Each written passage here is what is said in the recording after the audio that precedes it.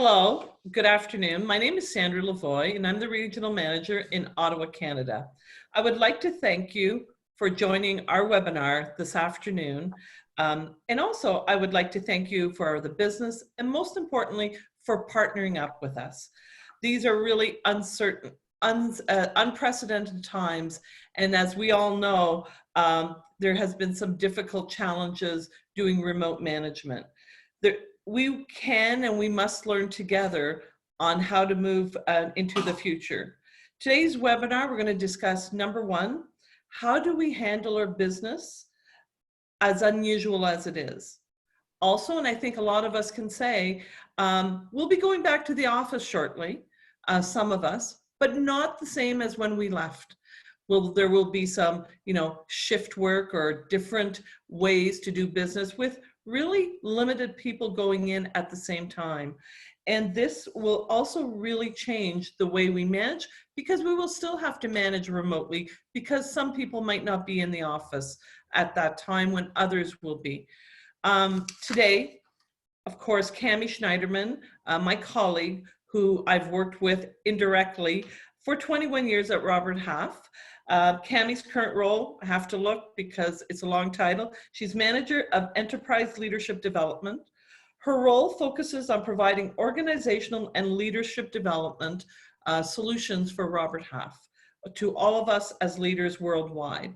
Prior to that, Cami was in a leadership position in different roles in the field for approximately 14 years.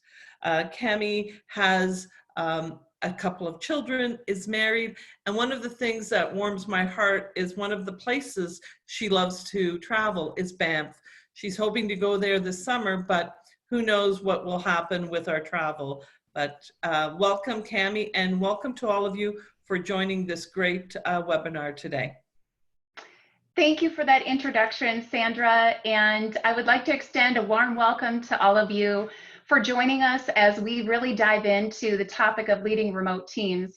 As Sandra shared, our role within the organization is working with our global leadership population to really help them navigate this world that we've been in the last 8 weeks and even before that.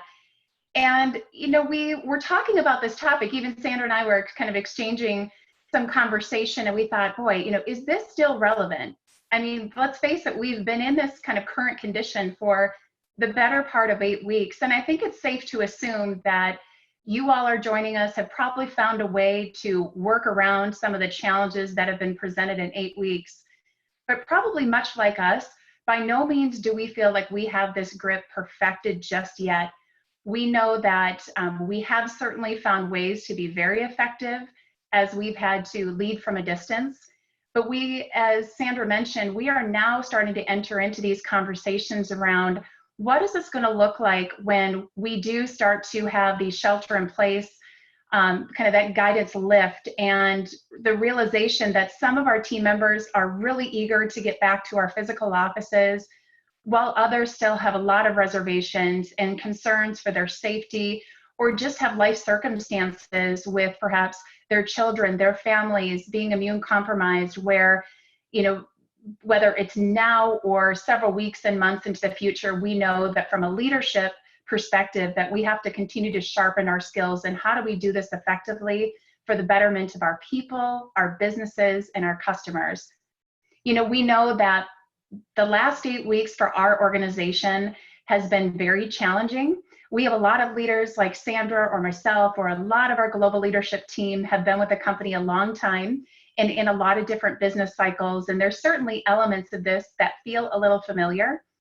But I'm sure much like you, for you leaders on the line, this one has been uniquely different.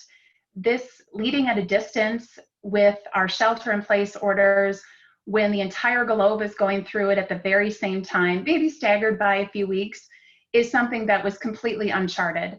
So as we step through this particular webinar, we see this as we're united in this challenge together. We certainly don't feel like we have all the answers, but what we do hope to cover is, in the next half hour or so, is really looking at strategies that have worked. And they don't just work for our organization. We've also heard it on webinars that we've sat on. We've heard it from many of you. And we feel like those strategies are worth repeating.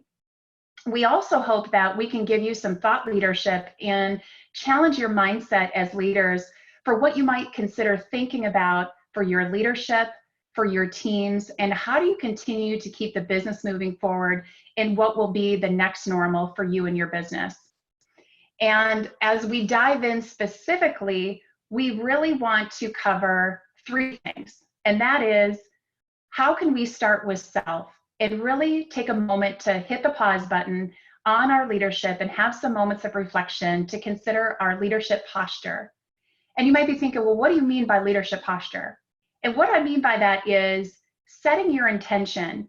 So many leaders right now, and we certainly are not immune to this, are leading from a place of fear because just how much business has changed, or maybe the demand for your products or services is down substantially.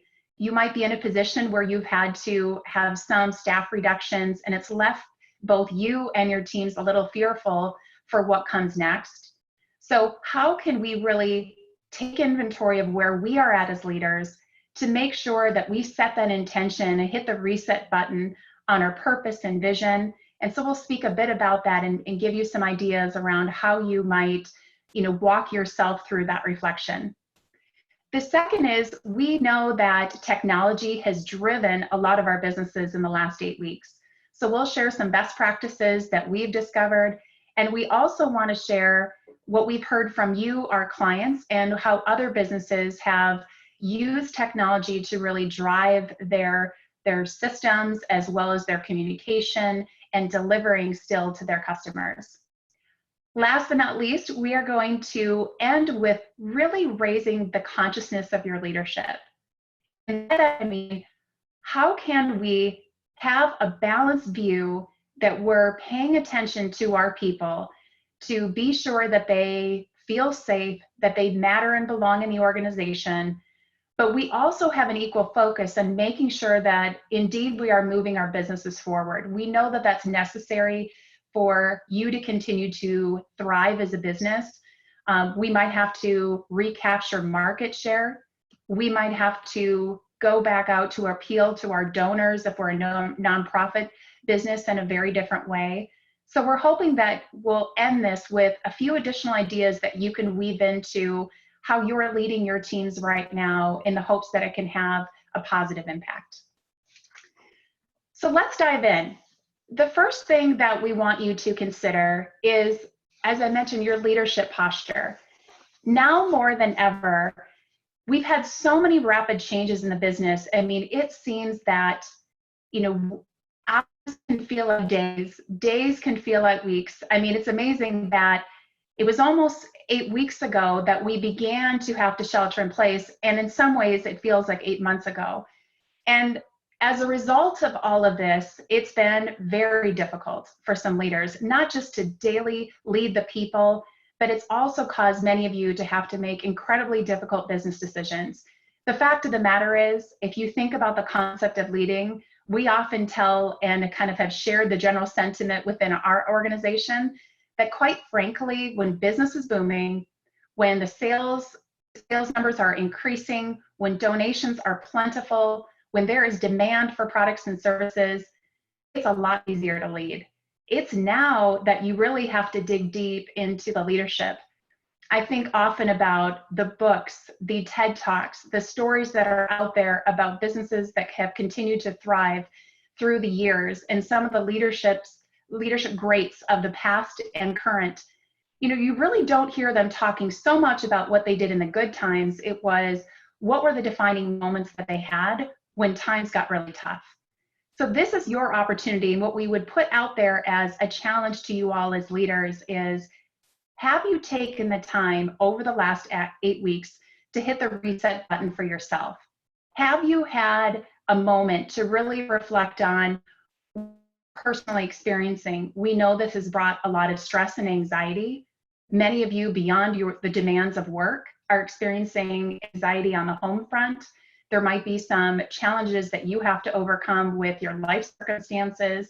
You may have been impacted by COVID-19 in really personal ways. There could be people in your family that have health concerns through all of this. So it's good to take inventory of that so that you understand your context and how you're responding. We know that many leaders right now, quite frankly, are leading from a place of fear. And our challenge is, how can we convert that fear that we might be operating under into focus? And some of the ways that we can do that is to remind yourself and take inventory of, what is your purpose? You know, I can say that what I've heard from a lot of other businesses is that while they've had to make really tough decisions to have to place some of their employees on furlough, that has had a renewed sense of purpose to be focused in business and to make business happen so they can be in a position to bring them back. For some leaders, your purpose is that you want to retain as many people as you can, or to innovate and be creative in ways that you haven't thought of. But it's a helpful time to just recenter on why you do what you do, and to let that be your guiding light rather than the fear that might be looming in your thoughts. Something helpful that you can also think about is, when you think about the people that you lead, and we often say this with our own internal leaders, is how do you want them to experience you? If you're to fast forward 6 months from now, 12 months from now, or when we come to the other side of this, whenever that may be, how would you want your team to speak about your leadership? How would you want them to describe that your behavior and the way that you led them as people and the way that you led business? And take inventory of that to say, am I acting as if now? And if not, how can I get the feedback from my team to open myself up to my team to find out what's going really well and how I might need to shift to lead more effectively for my team and for the business. We know that many people are not operating and bringing their full vision to life, but it's hard to go in that direction if we don't have clarity around that. And I think it's been really helpful with so much activity and so much focus and so many meetings, that it's really important, just as important as action is, that we take a pause for reflection, because everything in leadership really starts with self and being very intentional with the leadership posture and just examining where you're at, and also setting your vision and being able to work towards that with your people. You know, right now more than ever, I'm sure that you've heard that, you know, you and your people, and really everyone in this kind of uncertain, volatile, ambiguous environment, really crave the feeling of safety, mattering, and belonging. And there are a lot of things that are putting that at risk. The current business environment, staff reductions, the uncertainty in business. When we think about safety, we really look at that through 3 lenses. People have concerns over personal safety, health and well-being, obviously with COVID-19. We also know that social concerns and social safety is a question as we look at cities and countries lifting the shelter-in-place orders, and people really wondering, can we do that safely? I know we've had a ton of leaders talking about, what is this going to look like when we operate in the office, and are looking for that guidance to make sure that we can do that safely for those that are able to return. And there's obviously economic safety, that people are being impacted. Many spouses, family, loved ones, friends may have lost their job and now have some concerns over their finances, just the economic safety. So really what that causes, and the reason that we mention it, is that when we're in that moment where safety, mattering, and belonging is at risk, is that science would tell us that the brain just doesn't operate at peak performance. What it actually does is it really shuts down that logical center of our brain, and it makes it really difficult to make logical, sound business decisions or personal decisions. So how that's impacting you as a leader is emotions are the byproduct of that. So each and every day, as you're speaking with members of your team, as you're coming together maybe as a leadership team and trying to have collaborative relationships and discussions, we also realize that there could be frustration showing up. Maybe people are more short than they have traditionally been. There's anxiety, there's fear. You might even be on one-on-ones and people have tears that show up. So how you can think about, so what do I do as a leader if I know that this is the case? Is that being consistent, being predictable, being communicative, and helping to remember that people really seek these three things right now can really help to set you off in a successful direction, because we know that it starts with you, and sometimes just even having the awareness of understanding what you're dealing with day in and day out with your teams is really helpful. So we talked about leadership posture. If we think about the key elements of leading our teams remotely, both now and in this next normal, the second thing we want to talk about too is also acknowledge that as we've led our teams remotely, it's really been helpful, by the way, to think about the things and respond to the things that have changed, but also realize that there's many things in our world that haven't changed.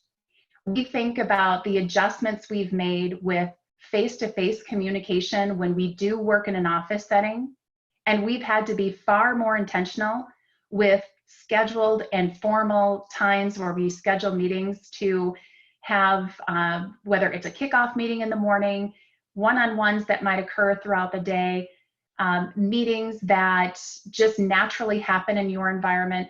We now have to make sure that whatever impromptu meetings we had before, that we can replicate that in being more scheduled and formal. Our in-person meetings, we've had to adapt and shift, where we now try to be as consistent as we can with video. You know, here we're coming to you on video. We think that it really makes a difference. Believe it or not, the team that I currently work on, we are a global team. We have always been remote. And admittedly, up until 8 weeks ago, we did not consistently use video with our calls. And it's been remarkable to see how much more connected we feel, you know, when we have use of video in our meetings. It truly does help to close the gap and help people to feel a little closer, that they're kind of in the know, especially as we, as Sandra said, transition some of our workers back into the office and some remain at home. A few other thoughts here is continuing to consider, how do we close the gap in coaching and training? If not sitting next to me, we get a lot of questions from clients, and many of you have shared how you have had to solve for that. In some cases that we have to be more scheduled in training. We have to ask more questions. We might have to get feedback from other individuals that would give us clues into what people might need. We know that this environment has, if we're working with less people on the team, which is the case of many, we might have to close the gap on skills that have been lost with the people that are no longer with our organizations. So we have to rely on the broader team. We have to be a bit more intentional, because we may not always be able to diagnose if we're not sitting next to anyone, if we're still in this remote environment, that we have to be able to still provide that coaching and training.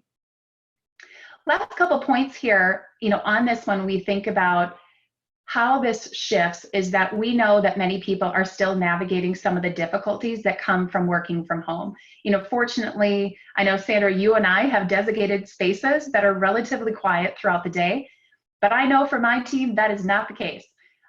There's a lot of people on our team across the globe that have little ones that are sharing their space with their spouse or roommates, and do have to at times even adjust their hours to be able to accommodate when they have availability.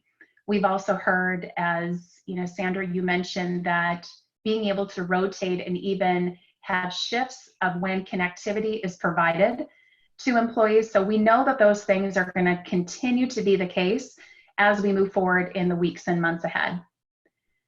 Can I just something on the what changes and what stays the same is that when we went remote, what stayed the same, we had the same employees. But what didn't stay the same was we had somebody who has been a high performer, doing a great job for us for over 20 years. But when she went into a remote environment, the technology overwhelmed her. She went into a place of fear of the technology. And when we addressed it, which was, we did it by, and we were fortunate, we communicated regularly, we set up some one-on-one virtual training and really found out what was her challenge and worked with her. And now she feels in control again of her performance and her job. So that's, I'm just giving you examples of what we've seen. And then you have the other side where you've got, you know, people that go out for drinks after work, they hang out together, they're friends in the office, and overnight we all went remote. And they're living in a 1-bedroom apartment, they're working out in their apartment, and they're missing their friends. So what do you do to keep them motivated and engaged and feeling happy? So one of the things we did is we set up a happy hour at 4 o'clock on Fridays, or whatever works for your organization. And it allowed them to connect. And they would see, you know, we've seen dogs, we've seen their families, their kids, they're showing their backyards or how big their apartment is. And we've had a couple of drinks with them. And that allowed the connection to happen. And I was saying to Cami before, what's interesting with this, even though we're remote, our connection and engagement and communication has grown in this time. Mm-hmm. And I've really pushed, go from fear to focus, and, you know, let's take the village and work together as a village. So be really connected with your employees in this time, because we just sometimes assume that they're okay because they've been with us 20 years, or they know technology and they'll be fine. What I've learned through all this is connect with them and work. Everybody needs something different. So sorry about that, Cami. Yeah, no, thank you for the added color, Sandra. I think it's so helpful to think about just the vast spectrum of how people are handling all of this, regardless of their tenure and regardless of kind of their current circumstances. And I firmly believe, I agree with you, Sandra, I think that we're going to continue to have to navigate this as we go forward. I think that, you know, we've said pretty strongly to our entire organization that, you know, we do have to depart from what was, because we will never operate the way that we were before 8 weeks ago. I think that this has given us tremendous opportunity to reimagine the future of our organization and how we can continue to support our employee base, as well as our customers as we go forward. You know, here, it's also been a great reminder. I think that, you know, people right now more than ever really seek some sense of normalcy. I can't tell you how many times that we've even mentioned it to say, I think some people really attach normalcy to going back in the office, or just getting to a more normal state of not having to, you know, be as concerned when we're out and about socializing. But, you know, it is also an opportunity as you're having conversations with your team to ground them and remind them about everything in your role that has not changed. I know for us, our mission, our principles, our values are probably more important now than they ever have been, but that's really been our guiding light. It's been our true north. It's what we often go back with as we've gone through the exercise with our internal leaders. Oftentimes the purpose is really focused on the work that we do, and that's been really helpful because it does tend to unite all of us. And it's really comforting to know that, you know, some of the how is changing, but the why and the what is not. We're going to transition. If we think about the importance that, you know, really it first starts with your leadership and your posture and your intention, and remembering what people are going through and how you need to set your mindset as a leader. The next is we do want to talk about the technology. And I know, Sandra, you spoke a bit about it, but we've been really focused on knowing that in some cases, this is the lifeline to our people and to our customers. We'll speak a little bit about, you know, how are we using it, and, you know, why is it so important, and what does it actually do for us when we've been, you know, maybe more creative than we ever have been with it. You know, admittedly, we were very fortunate 8 weeks ago that we had the systems in place to be able to kind of move us from working in our offices largely to, you know, putting our global population of leaders and staffing professionals working remotely. We often will leverage systems for our constant communication, whether it's email or chat feature, video through the use of Skype and now Teams. We are transitioning over to Microsoft Teams platform. which for those of you that are project professionals who use this, it's an excellent collaboration tool, allowing us to have shared access to documents. But we have found the adoption of that within our company has grown exponentially because of the power of communication using a technology platform. We're coming to you today via Zoom. There's different reasons we use Teams from Zoom. This seems to be a platform that works great when we are externally facing with you, our clients and candidates. We also have created a lot of our thought leadership and have shared that on social platforms like LinkedIn, or if you follow Robert Half's Twitter page, or just different ways that we can communicate and continue to stay connected with our customers. You know, I know that we also have had discussions about, you know, this idea of, so what's the next phase look like? What might we need to consider when we might have a certain percentage of our population in office versus still at home? And I guess where we land with that is, now more than ever, when we have that scenario happen, or when that happens for your business, that we want the people who are working remote to feel as connected and in the know and have real-time communication. And so we fully anticipate that we will continue to behave in much of the same way, where we have a lot of our meetings on Skype, we use video, because we certainly don't want there to be a feeling of disconnect should people choose and be empowered to really stay at home until they are comfortable or able to be able to come back into our branch offices. Sandra, I know you had some perspective as well when you've been working with clients externally and hearing some of the kind of stories about how they might be overcoming some technology challenges, or what we've heard from our customers. So I'm wondering if you could maybe speak to, you know, any of the stories that you've heard, or just unique ways that customers are using technology to stay connected and supportive. What some of our clients have done, because overnight we all went remote, and a lot of our clients did not have the technology. So what they've done is they've put in shift work. So somebody would start earlier in the morning from 6 to 2, then somebody else would jump on from 10 to 6, and the last one from 2 to 8.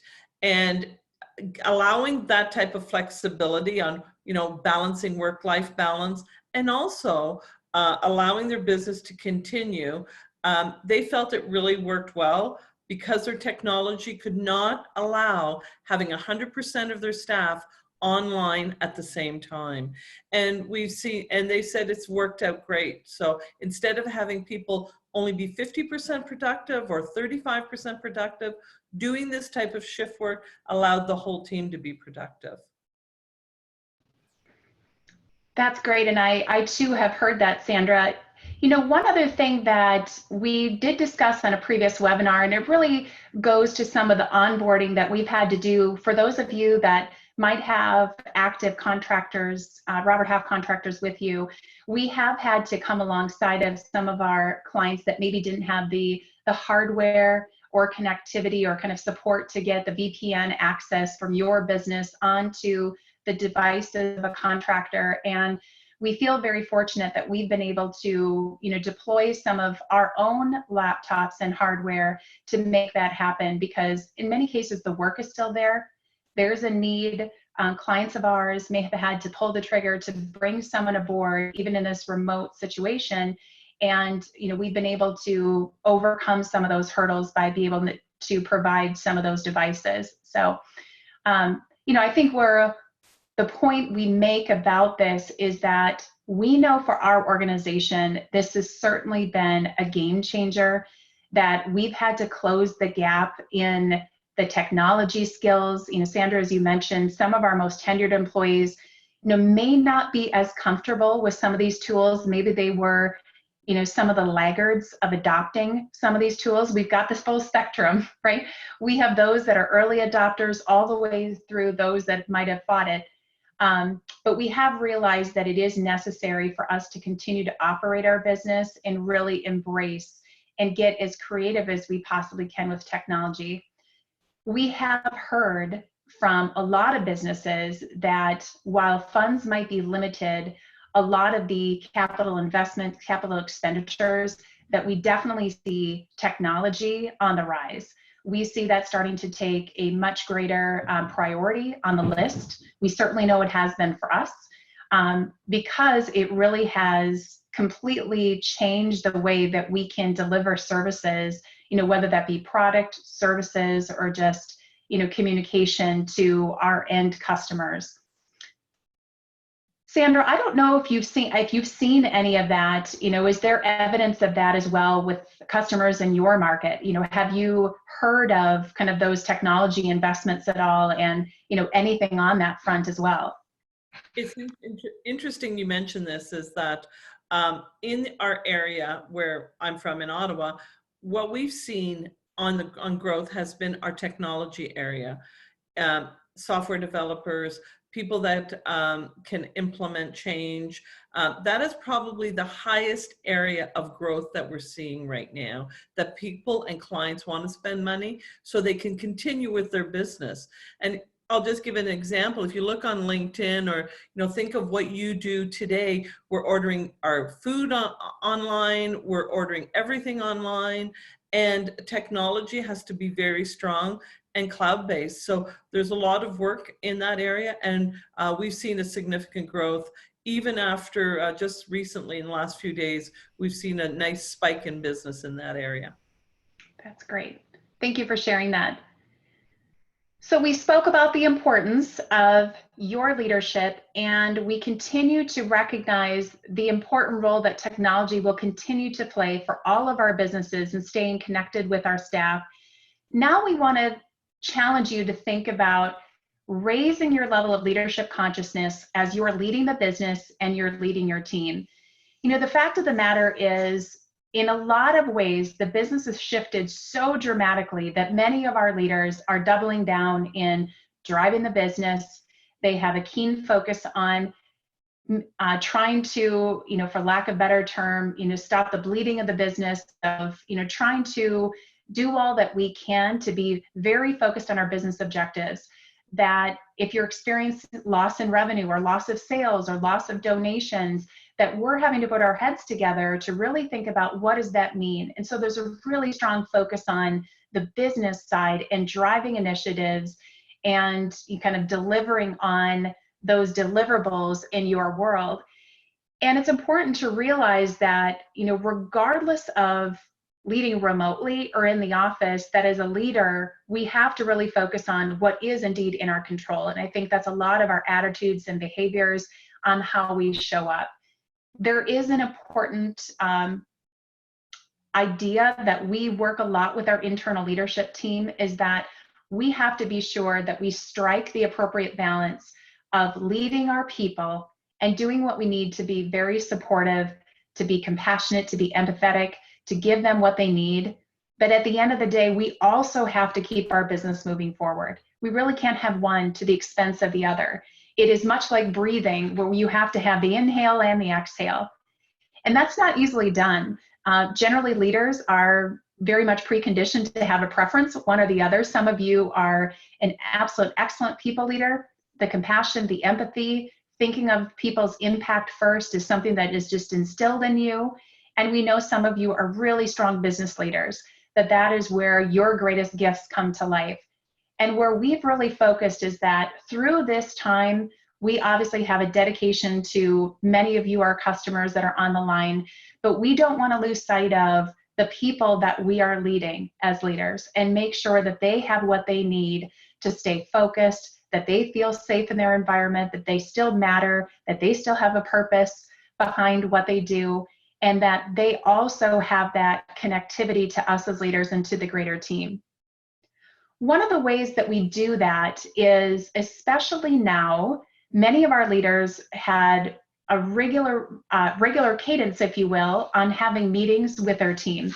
I kind of joked about it. I think that's pretty much all that I do now is team meetings, and my calendar goes from one meeting to another. But while you might have team meetings, we really stress the importance of leading the people and bringing that safety, mattering, and belonging to balance, is dedicating the one-on-one time. We as a practice in leadership often will have one-on-ones on a weekly basis. We have definitely found that with this distance and remote work, that those are even more critical so that people don't feel disconnected or disengaged. And as a leader, to really bring the people into focus is being able to stop for a moment to think about the people on your team. If you were to have their next individual one-on-one, you could leverage an acronym like SWOT standing for strengths, weaknesses, opportunities, and threats, and really begin to think about, if you were to look back over the course of the last 8 weeks or even the last quarter, what are the strengths that your individuals possess? What are those skills, the behaviors, the mindsets that you observe that are really helping the organization to move forward, that's maybe helping you as a leader, helping others around them, helping customers to be able to make decisions or provide support? People need to hear that now more than ever. I think so often it's easy for companies to really look at where there's gaps, but being able to be clear and articulate to that someone surely means a lot, especially during stressful times. It's also being able to examine weaknesses. You know, now more than ever, many of you are operating on really lean teams. So that means that you need to get the most out of every single person that's there. You might actually need them to step up in ways that they never have. So can you articulate, and have you articulated the weaknesses? Some people might even consider that as opportunities, right? Maybe they just haven't had the opportunity to shine in that way. But is it a skill set that they need to bring? Is it a mindset? Is it a behavior that might need to shift so that they can be more effective for you or for the team? But people need to know that just as much as they need to know their strengths so that they can really perform and bring out the best in them. We also look at opportunities and threats. And opportunities, I would say, is, you know, now more than ever, if there's one thing that has really shocked me with a lot of organizations, is to really think about how quickly creativity and innovation has happened. It is really mind-blowing to see some of these larger organizations, manufacturing companies that were manufacturing cars one day and are now manufacturing protective equipment for healthcare, and they did that in a matter of weeks, when previously it might have taken years to change a process like that. And I'm sure that there's a lot of evidence in your business of how people have shown up and used their skills or cross-leveraged teams in a very different way. And we firmly believe that's the way of the future. We believe that we'll be in a business environment where it's really accelerated that innovation in a different way of thinking. We obviously don't want to ignore the threats that we have on our team. By all means, we certainly want to come around each and every member of our internal team and make sure that we can develop them and retain them. And so we have to be aware of the threats in our environment. When you have staff reductions, that makes people feel unsafe. Even the top performer in your organization may be questioning their safety in your organization. So having an awareness that those things, and there's certain things that can trigger people to be a threat to their focus or their confidence. So it's really important to just keep that ongoing communication. And we have found that being prepared for these meetings and articulating that has opened up conversation where we can not only reward them and acknowledge them for great work, but also get at the heart of the matter so that business can move forward. Pulse checks is a great way. We also do this on an individual and team basis. And it can be as simple, I think sometimes, and Sandra, I think the last time we did this, a lot of leaders are wondering, well, you know, my team often sits silent in some of these meetings, and how do I draw them out? How do I get them talking about what's working? And you'll see some simple questions here on the slide. We do like to do an exercise with our team called Rose, Thorn, Bud. Some of you may have heard of it. Sandra, I know you also experienced it, but essentially it's an opportunity for us to ask the team, what's working really well? That represents the rose. What are the things that are not working well? What is getting in our way? That is the thorn. And the bud is like, what do we need to do differently? Where are there some opportunities? And it is quite remarkable to see how it gets people engaged. We obviously throw these questions out so people come prepared and have time to think. But I don't know, Sandra, if you have any kind of thoughts as you went through that exercise with a really large leadership audience, kind of the benefits that you saw from doing something even as simple as that exercise. So yes, thanks, Cami. Is in early February, before all this craziness happened, we had a leadership meeting, and we had our leadership meeting with the managers, and also I would call influencers, people that have really influenced our business. So we had these exercises, and we were given these little post-it notes, and there was different problems or different situations, and we had to put what we thought was a rose, a bud, or a thorn. And everybody's ideas, everybody was sticking their ideas up. And it just allowed a lot of creativity. It allowed, nobody knew who was putting up what, and it allowed very transparent ideas, and it was fun. And at the end of the meeting, it was kind of funny. You looked around the room, and we had over 100 people, I think, in that room, and all you saw were all these different post-it notes. But we got some great ideas and even some solutions to some things that we are working on as a corporation. And we've brought it back into our own offices, which is great, and people love it. So. Mhm. That's great. And it does seem like a very simple exercise, but I think the point here is that, there's an opportunity for people to weigh in on what they need personally, but there was a lot of innovative and creative ideas to overcome some of the business challenges. I think, the lesson learned for a lot of our leaders is that as we look to solve some of the business challenges that we're facing right now, we're leaning more into our staff for their ideas, to use the brilliance of the people that we have on our team, that we can share in that brainstorming and the group think, to be able to move our businesses forward. When you think about managing productivity, again, it's really important that we focus on the people, but we can't do that to the detriment that we have the business to run and we have an organization to lead. And so the question I would challenge you with is, right now, if you look across the greater team that you're operating in or you're leading, do you trust, or does the organization trust people to know what they need to do? What this really gets at the heart at is, if you walked in and kind of asked that question of every person, are they crystal clear on expectations? Are they getting clear direction on the initiatives, or do they have conflicting stories coming from multiple layers of leadership?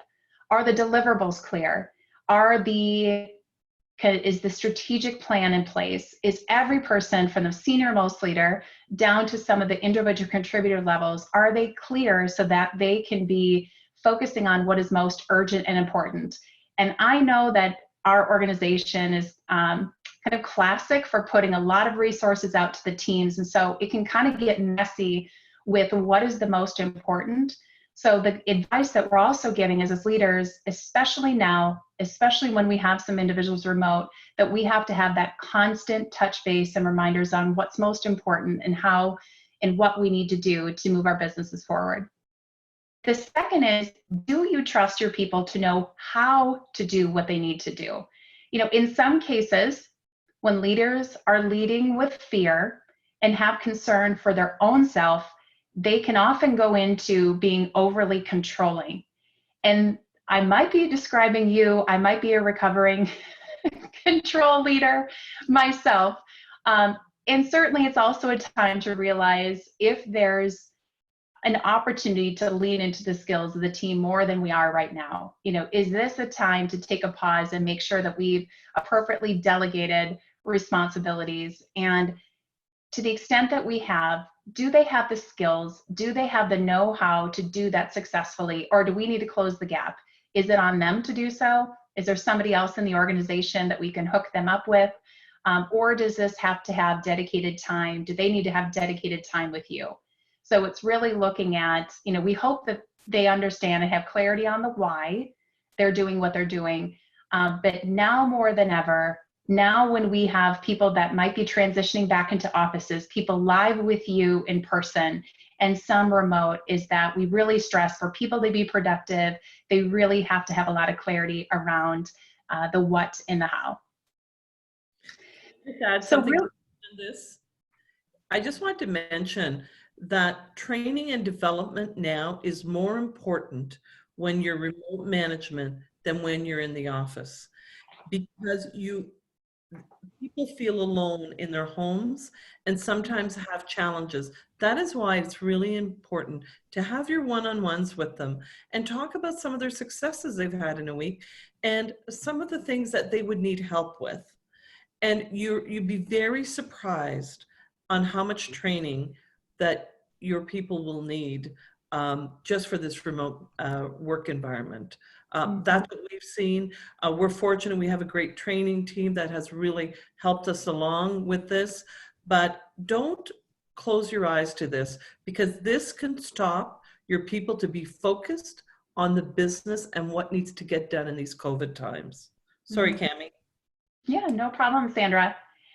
So as we kind of wrap this section, it's really being able to make sure that we're bringing a balance to our leadership. If we think about what's going to bring success both now when most of our team is working remote and into the future in whatever form that's going to take on, is really bringing that balance of the brilliance that you have in your leadership, coupling that with compassion for the people so that you can make a lasting impression on those that work for your organization. But that, of course, extends into how your customers are experiencing you right now as well. So we did want to transition. We know that there's a lot of questions that typically come up. This is not an easy topic, nor is it easy for leaders to do. So Wendy's going to be coming on to help us to take some of your questions. You can use the Q&A feature within Zoom to submit that question. We'll do our best to answer all of those that are submitted before we need to wrap up. Great. Well, thank you, Cami and Sandra, for all these great tips and advice and real life examples of what's going on out there. So we do have a couple of questions. I thought we can start with one. You talked a little bit briefly about trust and onboarding and things. And one particular question that's come in is from a leader who says, I've been thrown quickly into managing teams remotely, and I have had to learn to trust my staff, most of which I have worked with for a number of years. Any suggestions on when recruiting new hires, how we might mitigate the risk and ensure that we can trust these new employees to work more effectively remotely? So Cami, do you want to take a stab at that one first? Yes, I can. You know, we certainly have shared some of this. So if you've been on our onboarding webinar, what it really comes down to, especially for new members coming into your organization, new team members, going back to the what and how, we have to be crystal clear, first of all, on who we are as an organization. What is our mission? How does their work fit into that? And what is the purpose behind it? We also have to be really clear around job expectations and simplifying that down, because we don't, especially when somebody's working remote, we don't want them to have to guess at that. So now more than ever, it requires a lot of diligence to articulate expectations, even down to what success looks like, so that as a leader, that you can feel confident to know they know exactly what they should be doing. And I can kind of relinquish control to know that if there's any questions, they'll come to me, or understanding who, if it's not you as the leader, who is in their circle of support. So one is crystal clear expectations to communicate. You know, the other thing is part of what makes someone successful, and I would say that, you know, this is oftentimes not more important, but equally as important, is their ability to navigate your culture. We've had a lot of questions around, okay, so how do I do that? If they've never seen the wall inside the walls of our organization, how do we articulate that? We too have had the challenges of doing that when we've not been hired somebody that we've been with physically. And we've had to go to lengths to really articulate our culture and what we mean by that. What are the behaviors that define our environment? What are some of the expectations? What are the values and principles and the mindset that we have to have when we're working with each other and working with our customers? We have to work harder at the culture piece, because right now, people aren't able to pick up on that by just being in the environment. So now more than ever, and that may take some discussions internally, that if you've not articulated it in that way, you might have to do a little bit of work on your end as leaders to define that, so that through the interview process that you can vet for that, and that you can watch for that. But again, it's being able to be clear in those expectations. And doing what you can to set them up for success. And it is a lot of work on the front end, we find, when you're onboarding remote employees. But I would just encourage you as leaders to know that, instead of it falling all on your shoulders, what we've had to do, also being very busy leaders, is we've really had to have the plan on who is the team, not just the individual, that's going to help this person be successful, kind of the village mentality to come around this person to make sure that they're successful. Because it really comes in, being able to ensure that they have the character that's going to match your organization. And we have to help them to be competent in the work. And some of that's on them with the skills they bring. And some of that is on how you help them enter the organization and be clear on expectations. Thank you so much, Cami. I mean, communication, communication, communication. You and Sandra have really spoken quite a bit to that. Now, Sandra, as we are wrapping up, I'd like to turn it back over to you for any closing thoughts and additional comments that you might like to add. I just want to add, thank you, by the way, Wendy, for everything today. Well, I just wanted to add, when we talk about onboarding people, is that we talk about communication, but it's also a partnership. And when we talk about remote management and onboarding people in this time, it starts at the interview. It also starts, when we do the references, what is this person like? And how can we be partners? And, Cami talked a lot about communication, but there's also an expectation on the person on every single day. And when you have these one-on-ones, be daily, weekly, whatever your business allows, it really helps bring your person in and just see levels of success. And it is a lot of work up front, but the payback and the trust that will grow with this will set you up for your future. So I don't think remote management is going away. I think we're just going to have to wrap our arms around it a lot more. I think it's great. I personally have been working at Robert Half for over 20 years. I just celebrated my 25th anniversary, and I've never worked remote. I have to say it's been great. And one thing I will say, if you've got a good culture, your people will work hard together. It will be a village approach, but it's that simple communication and honesty and being authentic. That's it. Thank you very much, Wendy. Well, thank you everyone for joining the call. If you have any other questions, you're welcome to submit them below through the Q&A panel, and we will return them responses to you afterwards. But thank you everyone for joining us. Enjoy the rest of your day. Thank you. Have a great day.